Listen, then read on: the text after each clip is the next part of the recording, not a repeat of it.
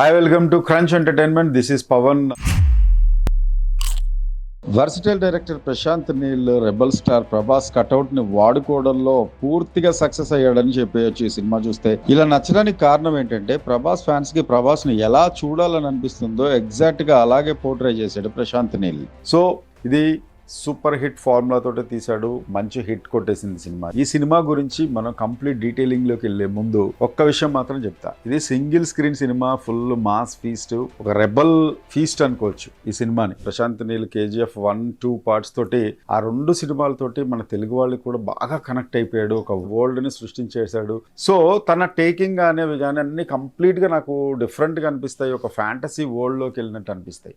ఇక్కడ కూడా KGF సినిమాలో లాగానే ఈ సినిమాలో కూడా ఒక కుర్చీ కోసం కుమ్ములాట, ఒక కుర్చీ కోసం ఫైటింగ్ అనేది ఈ సినిమాకి మెయిన్ లైన్, మెయిన్ థీమ్ గా తీసుకున్నాడు. KGF 1లో కూడా కుర్చీ కోసమే, ఇందులో కూడా ఆ పవర్ కోసం, ఆ చైర్ కోసం. నేనంటే రాజుని నేను అని చెప్పి అనుకునే టైం లోపల కాన్సార్ సామ్రాజ్యంలో ఉన్న రాజు అయిన రాజమన్నారు తన కొడుకునే చేద్దాము అంటే రాజుని చేద్దాం అనుకున్న నేపథ్యంలోనే మిగతా ముగ్గురు కూడా ఆ పోటీ పడటం. అసలు story line non spoiler review చెప్తే, ఆద్య అనే అమ్మాయి US నుండి ఇక్కడికి వస్తుంది, తనని వేరే గ్యాంగ్స్ వెంటాడుతుంటాయి. ఆ టైం లోపల హీరో ఆ అమ్మాయిని ఎలా సేవ్ చేశాడు, అసలు ఆ అమ్మాయిని వేరే వాళ్ళు ఎందుకు వెంటాడాల్సి వచ్చింది, మరి పృథ్వీ కోసం కాన్సార్ వెళ్ళిన ప్రభాస్ తన ప్రాణ స్నేహితుడిని రక్షించిన తర్వాత, అంటే వన్ మ్యాన్ ఆర్మీ లాగా వెళ్ళే కాన్సార్ సిటీని తన కైవసం చేసిన తర్వాత వాళ్ళిద్దరి మధ్య వచ్చిన కాన్ఫ్లిక్ట్స్ ఏంటి, అసలు ఫ్రెండ్స్ మధ్యలో రైవలరీ ఎలా వచ్చింది అనేవి కొన్ని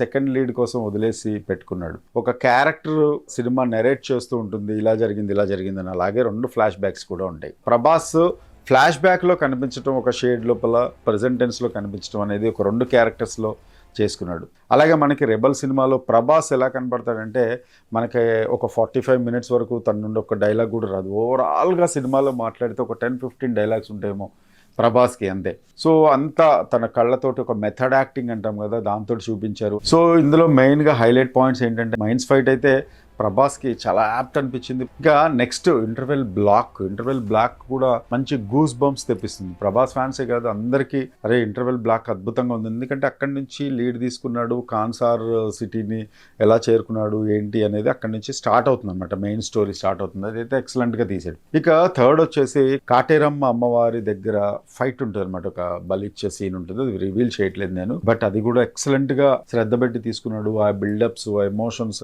ఇక క్లైమాక్స్ లో ఒక మంచి ట్విస్ట్ తోటి, అంటే అన్ఎక్స్పెక్టెడ్ ట్విస్ట్ తోటి ఎండ్ చేసి అది సెకండ్ పార్ట్కి లీడ్ ఇచ్చాడు.